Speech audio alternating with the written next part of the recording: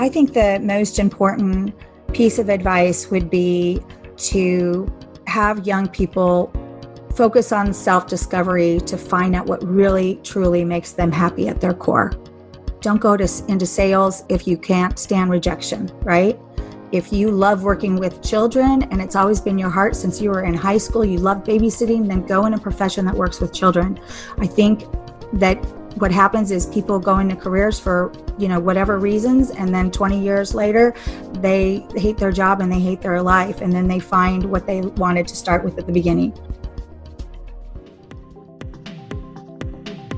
Welcome to the Enfactor, conversations about how great entrepreneurs started, stumbled, and succeeded. I'm Rebecca White, and our next guest, Liza Marie Garcia, founded one of the first telecommunications professional services firms in the United States when she was only 27 years old. She brought this company to market, building offices in Seattle and Portland, before selling it and moving into publishing in 2014. She is the author of Never Drink Coffee During a Business Meeting and co-author of My Calendar is Written in Crayon and soon to be released 90-Day Author. Ms. Garcia is the Chief Operating Officer and an equity partner of Now Publishing, a multi-genre publishing house located in the Tampa area. I'm excited to have Liza on the podcast today, and I hope you enjoy it. So I'm very excited today to welcome to the program Liza Marie Garcia. Liza, thank you for joining me today on Enfactor. Thank you, Dr. White, for having me. Excited to have you here. You started your first company when you were 27, and since then you've had extensive Fortune 100, 500 corporate experience. I think you were out in Seattle, Washington for a while, and you're now here in Tampa, Florida, where I am. What kind of advice would you give to people, particularly new graduates and I have maybe even young women starting to enter a startup or top executive space? Entering a startup on their own or, going for that big position, I would say, make sure you really understand what the day-to-day, week-to-week of that dream position or dream job or dream company that you take to market for millions. Make sure you really understand what that day-to-day looks like. Because of those of us that have been in positions and have maybe learned the hard way, sometimes, be careful what you wish for because you landed it. And then when you get there, you find out that you're inside how many hours and you find out you're an outside person. So just as a very simple explanation, but it's important to know what your life really looks like in whatever your dream job or dream company you hope to be a part of. That's really great advice. I've had a number of guests on this program that have talked about thinking that they had that the right career for them was one, either corporate or startup, and it ended up being maybe not what they originally imagined. But I guess once you start figuring that out, the next step is kind of taking that big step and taking that risk. You have a passion for helping people figure out their career and make good business decisions. Your first book has a really interesting and captivating title, Never Drink Coffee During a Business Meeting. And I must admit, when I picked up this book, I was very intrigued, loved the title, and I had to go straight to chapter 12, I confess, and figure out why the title. But it was great advice about that particular piece. And I know the book is way more than that, but could you share a little bit more about it? And I found it really fascinating because I used to be a coffee drinker. I'm now a tea drinker, but either way, there's some really interesting, even research that you talk about in there. Well, thank you. And I will tell you, I can't take credit with coming up with that book title. I wish I could. It was a combination of my publisher and then also my mentor, my really very first hands-on mentor for a couple of years in my life, Robin Button, who wrote the foreword for my book. But the idea is, and it sounds like it worked, that the publisher said, we need to have a title. And this is about seven years ago before I even went into publishing, that taught me a fundamental. And a fundamental about a book is you need to get a title, have a book cover that is catchy, right? That makes the person pick up the book. And then there's that whole anatomy of the book sale. But it starts with reading the cover, liking the image, liking the color, liking what the title is. So I love that that worked for you. And then, of course, the play on it is that Starbucks headquarters was one of my enterprise size clients in my first company. So that was fun. And there's a fun story in there about how it was mandatory that all my employees had to become trained baristas. So that's another fun thing that happened with that engagement with Starbucks. But yes, the idea is, and again, my publisher would say, don't tell anyone because you want them to buy your book. But the answer to why to never drink coffee during a business meeting is the idea that you should never leave a business conference while in progress. And so if you don't drink coffee in the meeting or water or such, right, you might not have to leave the room to go to the ladies' room. That's the whole idea behind it. Now, this title came before Lean In. Actually, I want to make sure that's truthful. May or may not, but what I would say is I loved the Lean In book and loved Sheryl Sandberg, and I didn't read it when we published this book. So there you go. But it is that concept. And, now we're on the Zooms because of what's going on. And now we're on, WebEx and Google Meet and all of that. And it's really that idea of understanding your sphere of influence, right? Whether it's with people that have never met you before, whether it's with teammates or external clients, it's, being engaged, and with understanding your sphere of influences is also the idea that, be bold in what your conviction is on whatever meeting you're in, whether you're male or female. So that's really what that's about. Yeah, that's great advice. And, you brought up, we are now, 4 months or so, 5 months into this pandemic that has really gripped the entire world. And we're doing so many Zoom meetings or other meetup meetings and other kinds of interactions. So, it does it's kind of different, but I think the advice is still really important and very timely. And, this whole book gives tons of great advice. Can you tell our listeners a little bit about your background and kind of how you learned all that? And then we'll get into some more of that advice. Sure. Yeah. Thank you for asking. You're right now in the personal space that I'm in. I'm a mom of she just turned 14 yesterday, and a 15 and a half year old daughter. And so because I'm in that space, I am acutely aware of the limited time I have to impact these daughters of mine before they maybe we don't all live together under the same roof.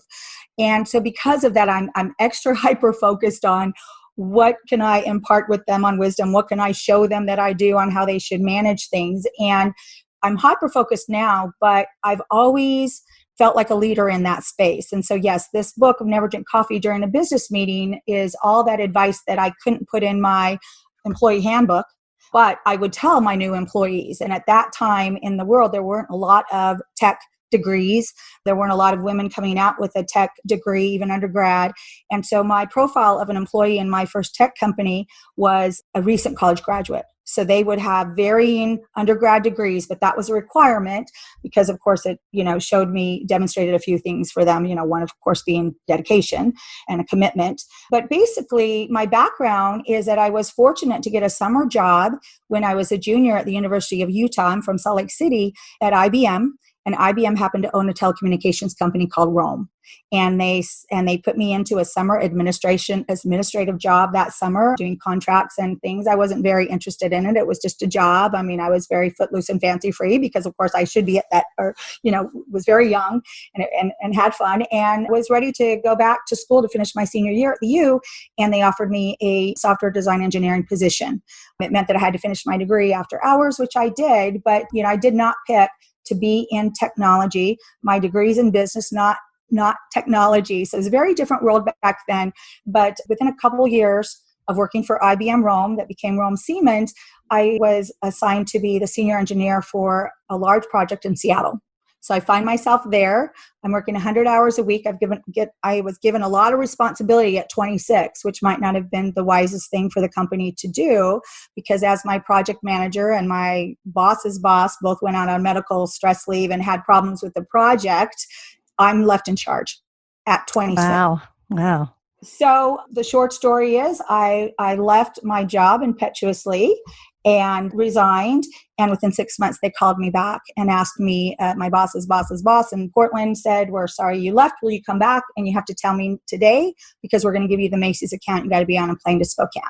So that's birthed my tech company that I brought to market at year 16 and had for 18 years, multiple offices, multiple clients like Nike and NASA, and wrote my book kind of about that. So very fortunate and blessed. Yeah, so you've definitely got some experience, and especially as a woman in the tech space. In a past interview I talked with Randy Zuckerberg, and I know she made a move from Silicon Valley because she has a passion for helping young girls and young women find places in the tech space. And so your book, I think you talk about it sort of being a mentoring memoir to women to help them climb the corporate ladder.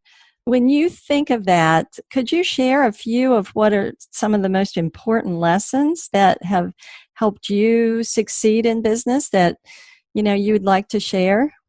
Absolutely. First and foremost is that you benefit so greatly by the mentors in your life, by the now, it's very common for all these mastermind groups, the girls in tech groups. I mean, these groups didn't necessarily exist how they do today. It's so important, I think, if you're a young woman starting your career, to plug into those. There's so much wisdom. There's so many lessons you don't have to learn the hard way.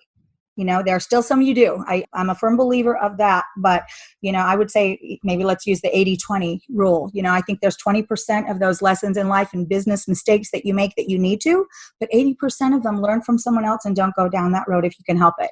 So for sure, the mentorship, even for a long time for myself, I didn't have someone that was a business mentor to me. You can bet I have a couple of them. I mean, I would rely on my father is a business mentor for me and always will be, but I have a couple myself, and I just find such great benefit. Sometimes you can't talk to anyone about your organization issues except for that one person, right? And you struggle with it. Another thing that I think is important is you've got to be plugged in to you not only need to be nimble and flexible and easy adaptable, but you've got to know what you might need to adapt or bend to. And I think that, especially for me, I'll just tell you, I had a bias early on because I was in tech, and what my job would be programming. So when my laptop was open, I was always working. I wasn't that person initially, and this is years ago, that would want to be searching the internet or listening to podcasts or watching YouTubes. Because to me, when my laptop was open, I was working. And so I think that was not a good thing for me, because now there's so much out there that is so good for you. I mean, even this morning I was listening to a podcast about accounting, and I probably would have told you I'm good with, business accounting and all of that. But she just threw a new idea I'd never thought about that made a ton of sense. And so it is, and here I'm talking to Dr. White from the University of Tampa, you need to be continually increasing your education and your knowledge and listening to different thought leaders, true, authentic thought leaders that have experience to back up what they say. I find a ton of value in that for me. Absolutely. So, I'd say start with those two items, and it will benefit you. So seeking out and effectively using mentors and becoming a lifelong learner. Those are two great pieces of advice. And you're right, there's so much available now.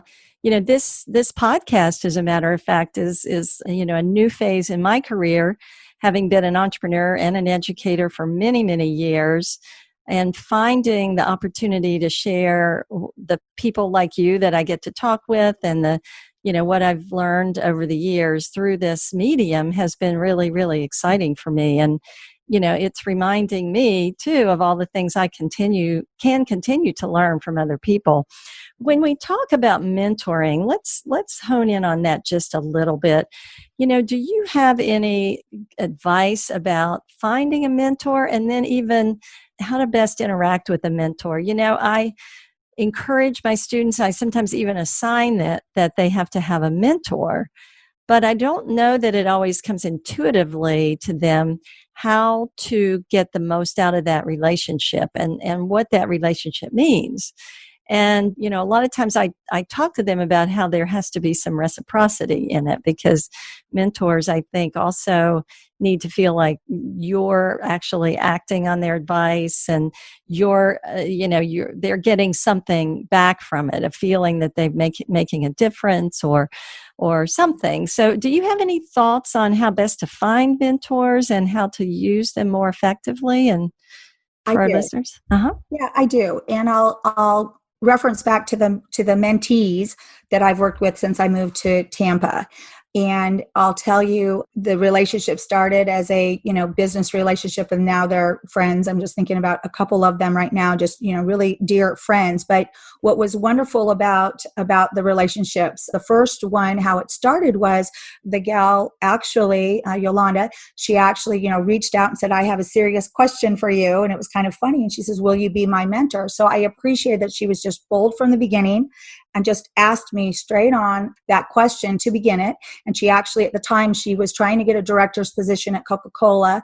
We ended up working together, and she actually got a VP position at Coca-Cola and then left for an even better job based on that. So it was a very fruitful relationship, I thought, for her. And of course, now she's a friend of mine. But what I loved about her approach was that she was very respectful of my time and would say, why don't we schedule in advance once a month? We just meet somewhere. And that, of course, works for someone that has a busy schedule. You put it in there very, just what you would want, very respectful. And she would, as you said, I would give her advice and she would light up and say, oh, that's a great idea. And then, go forward with it. So that's the satisfaction I would get when I would see that happen. We would do, the things like the role playing, and she, so I could kind of quiz her and get her ready for that, upper level type of discussion. I do think that what I've seen in some of my experience that might not be the most positive is because there's a lot of business coaching out there. I've seen where people have paid basically for the mentor of a coach.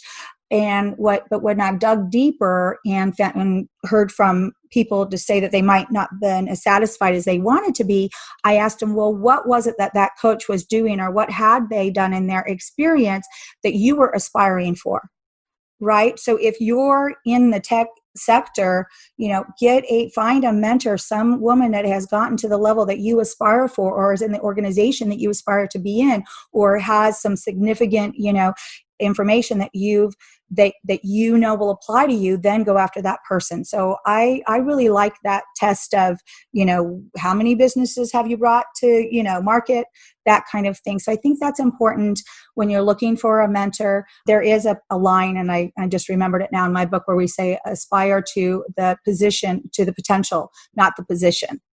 Mm-hmm. So, it's that idea. So look for that mentor. But I think the mentor itself has to have that mentoring heart, and has to have that passion. And not everyone does. And so you need to be okay with that. And, we have very successful clients in our client house writing these amazing books. And trust me, it sometimes drives us crazy how we can't get a meeting with them for 2 or 3 weeks.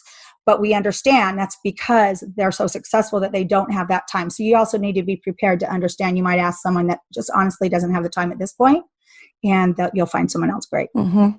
Great advice. So making sure that that's a good fit, and that person really has experienced or has some area of expertise that you're seeking. So it kind of goes back to knowing yourself and knowing what you're seeking as well, and really honing in on that. So, you bring up that I think in today's world, there are a lot of people who suggest that they're experts. And so you really have to delve in a little deeper sometimes to understand whether they really do have that expertise or not that's going to fit for you. So it's great advice. Now tell us about what you're doing today. I know you're a mother. I think I read that you're a musician also. You're a keynote speaker. You're an author. You have a company that you're CEO of. Tell us what you're doing now, and tell us a little bit about how you manage all of that. You mentioned 2 daughters and teenagers, and that's a full-time job, of course, in and of itself. So you definitely have a lot going on. Tell us about what you're doing and kind of how do you manage all that? How do you figure that all out?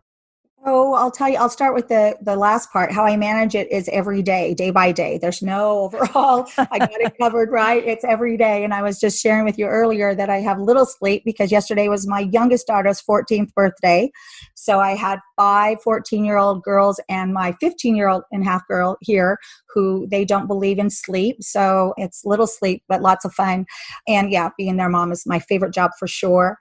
Right now, my days, my energies outside of taking care of my daughters is being the COO of Now Publishing. We're at a great point. It was a startup company about 4.5 years ago.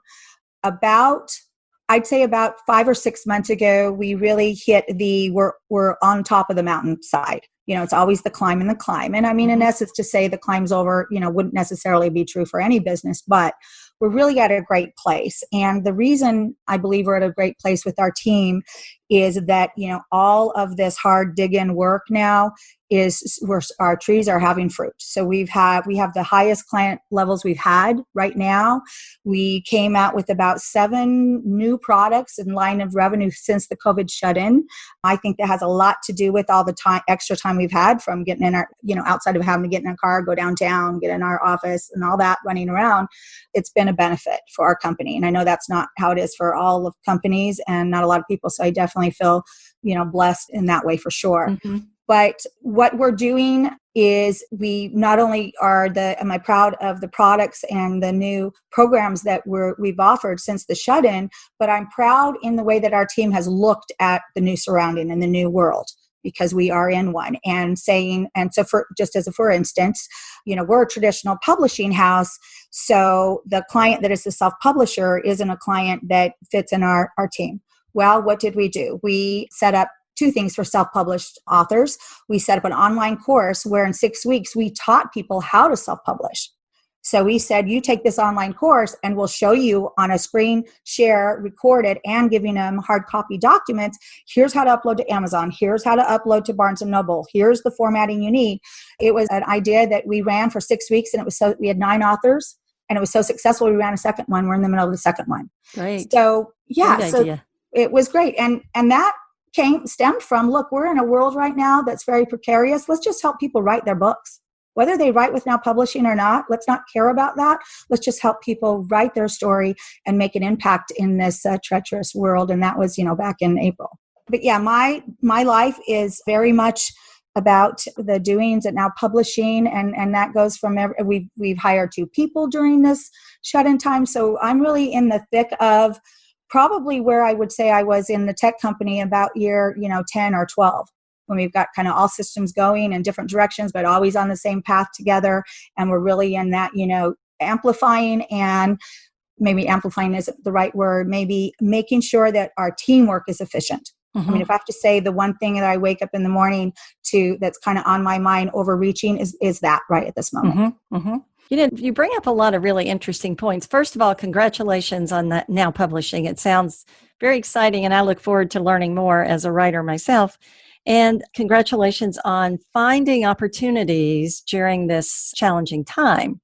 As you pointed out, not everybody has, I had a podcast with a woman who had a very hands-on, kind of literally physical hands-on business. And it's a whole different experience, but she too managed to find opportunities during this time. So I think one of the fascinating things about what you talked about is how the entrepreneurial mindset always goes toward finding opportunities during challenging times. And in your business, I'm guessing that technology has always played a pretty important role. Obviously you've been in tech, but even in the publishing space. So what kinds of changes do you see for businesses in this space? I know investments in tech, everybody's kind of got a mind on that. What else do you see? Or do you have any other thoughts on, how entrepreneurs who are either trying to launch their companies or already out there, might be thinking about what the new, I don't know if I want to call it the new normal, but what the new stage of business is going to look like? Right. I was just trying to recall, I just read about recently a whole new business, and now I'm forgetting what it is, but it was an absolute new line of business that I had never heard of. I don't think anyone had ever heard of. And it's right on par with what we're doing and how we're acting. And, congratulations to that person. And I love what you said. You're right. Entrepreneurs, I mean, we have that mind of how can we look at it differently? Where is there money in a new idea, right? So as an entrepreneur, you're looking, okay, where's the hidden revenue? It's got to be some hidden revenue. And, as part of that, when we first went into shut-in and people had never heard the word Zoom, which we, of course, have been using Zoom in our company for a while, I just said, darn it, can't I put together a conference bridge company, right? I mean, I wish I was back in tech. Right. And actually, for my taste, my opinion is, Microsoft Projects or Teams, those other ones, they came really late in the game. I'm very surprised that we didn't have this big, boom, and look at Zoom, look at their stocks and all that. I'm surprised that we don't have 25 options at this point. So that drives me, I'm very surprised of that. But, to me, what sits with me, and even as we think about what we're doing with our team. So, we were in an office downtown on Kennedy, going to work every day, being part of brick and mortar. And now we're more efficient that we're not doing that. We do things like make sure that when we're on Zoom, we're on video. So we're actually not multitasking. Some of our team members are really paying attention to the conversation. That's part of something we've learned. But we've thought about as a team, okay, we will maybe move back to brick and mortar back in September 1. And now, let's take the COVID questionable stats, out to the side, but it's really about what is the new behavior. What is the new behavior, an expectation of the client where they used to they actually loved that they had a personal Tampa-based publisher, so they could see us in person. They're perfectly fine with Zoom. So if we look at that behavior and what's new about that, then, maybe let's lose our old perceptions of how we should act and where we should live and all of that. So for me, it's really that the new behaviors is what I'm paying the most attention to for any part of our business, revenue or client-based or team-based. That's a great way to look at it. So what it sounds like to me is that everything's out on the table again to look at. And I like your idea of behaviors. In some ways, I think, well, I totally agree with you. In some ways, I'm very surprised that we that we didn't have more companies that were kind of thinking about this, because I think we were headed in this remote work direction anyway, but this really accelerated it. And I think, and I don't know if you have any thoughts you want to add on how to manage a workforce and a team during this kind of, working remotely. I know back in 2004, I was co-founder of a risk mitigation company, and we worked remotely mainly because we didn't have any money for real estate. and it was just two professors actually starting a company. And we ended up getting a space in an incubator, but we did a lot of remote work at the time, and there were tons of challenges. You brought up, getting people to really pay attention and be engaged, and I know from working at home myself that it's easy to go throw in a load of laundry, take some distraction. And do you have any thoughts on that? Managing that workforce and how to make that work? Yes, for sure. So, your people are still the same and you're still the same manager, right, with a certain mindset. And what do we learn in basic business about, managing by personality? I know that's not the term, but basically you still have that dynamic, we definitely deal with that in our team with all our various backgrounds and personalities. But with this, managing remotely, communicating remotely, the fundamental is acting and operating like a well-oiled machine team. I mean, it really is that. And that is really what I think is my main job. And I'm, over operations. It's operations for the company, operations for the clients, but really it's operations for the team. Because if our team is operating as they should, then everything else falls into place. So the difficulty with not being together, and for the most part, we all like each other. We all, respect each other, of course, but all like each other and like to work together. So the difficulty is we don't get to see each other. We're on the Zoom. So what's actually happened to us, real life, is we've used a little bit more spreadsheets. We've used a little bit more recurring meetings with certain names. So we all have very clear expectations. This is a huddle call. This is a manuscript call. This is a discovery call, where we've been a little bit more deliberate so we can prepare for, this is the type of meeting we're having. This is what the expectations within that meeting is. So just a little bit more hands-on to make the structure maybe more into the virtual environment. Is what I've noticed we've done. And it seems to be working, better, every week, every month.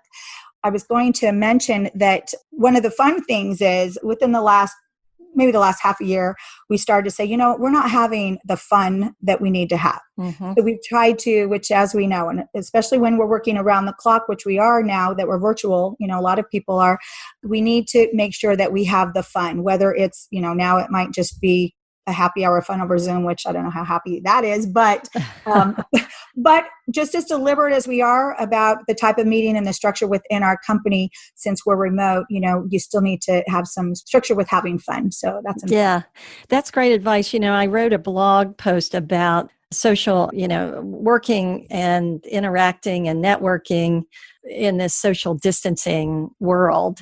And one of the things I talked about was trust and the fact that, a lot of times, I have a national network of people that I work with.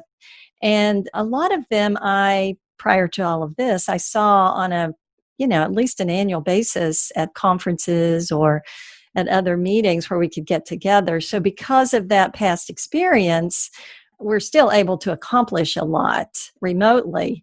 But without that interaction, occasionally having dinner together or sharing a glass of wine or whatever you like to drink together, sometimes it's a little harder. So I think your point about being deliberate about fun and even talking with your colleagues about things that aren't work related so that them, you have a personal relationship with them, almost has to be deliberate now, because otherwise I know with the people that I supervise, I've tried to, spend a little bit more time. So I'm I read your book and you mentioned that you're fast talking and you move very fast. And I'm the same way. Yeah. And I find myself impatient sometimes when people can't keep up. So I've had to really kind of be aware of that, even a little bit more. So a lot of it is being thoughtful about some of the things that you take for granted, I guess, when you're able to see each other every day.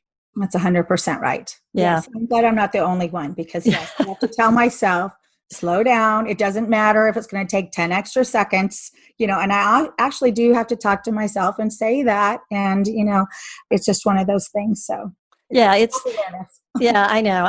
Someone explained it to me as being very task driven. So when you're very focused on being, tasks and checking off the boxes, sometimes you forget that other people aren't exactly at the same place.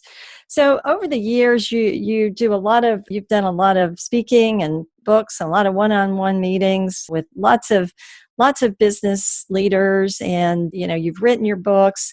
And now you're doing publishing. Can you tell us, you've experienced a lot of things, and one of the topics that really actually drove me to develop this podcast was the whole focus on trying to help entrepreneurs become more resilient.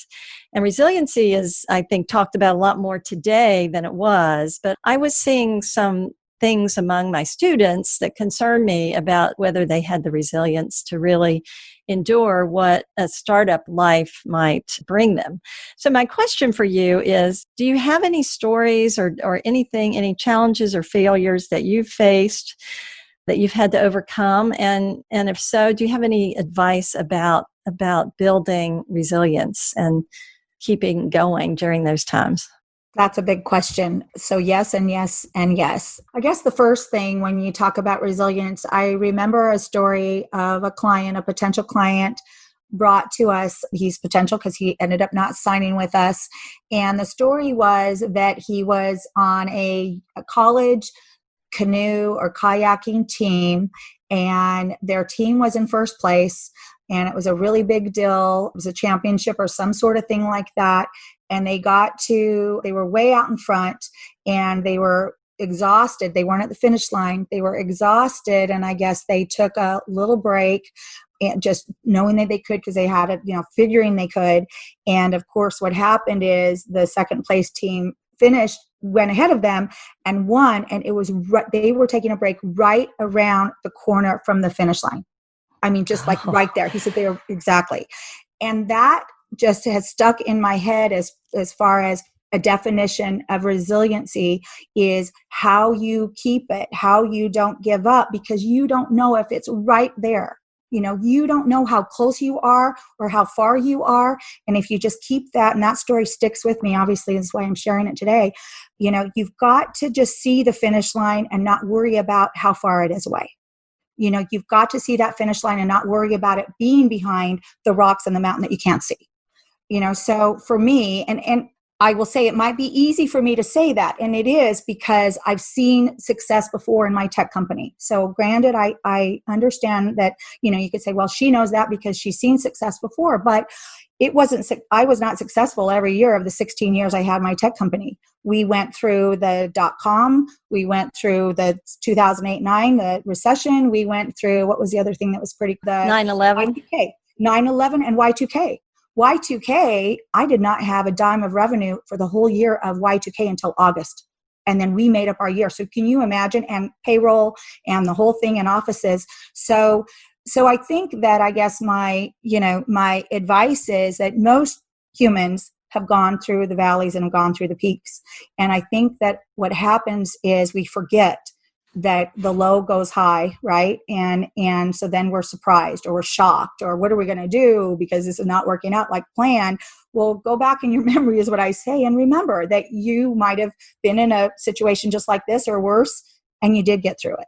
So, to me, that's, a good definition for resiliency. But absolutely, this publishing company is an apple versus an orange for my tech company. And for one main reason, and that is revenue. And as we know, you know better than I do, the stats of, what is the primary reason that businesses fail? It's usually cash flow, right? Yes. And so that, so what I'm saying is where I might have a change order in my tech company for $10,000 that didn't mean much to me. When we first started, we didn't even have a price that was $10,000, it was below. So the idea of having a company when capital wasn't an issue versus one that is 100% issue has made my experience as being a business owner very different.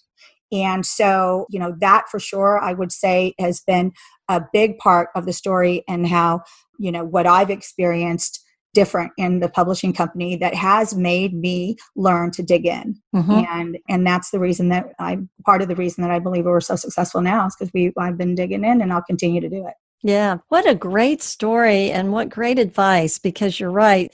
I mean, right now, for example, we all feel like this whole COVID-19 thing is just dragging on and on and on. And, we have to even stay positive and resilient as individuals and have hope and optimism that, we're going to have some positive outcomes. But in the meantime, we can't give up, have to keep our eye on the prize. And it's just listening to you talk about the difference in the businesses that you've been involved in. It's a great reminder of why being a lifelong learner can serve you so well in every aspect of business, really, because you had to relearn a lot of things and learn in different. So congratulations on that. Liza, this has been really, really interesting for me. I've learned so much and I'm excited to learn more about your company. I'm going to go do a little bit more research. As I mentioned, I have a book idea. So looking forward to learning more about what you do.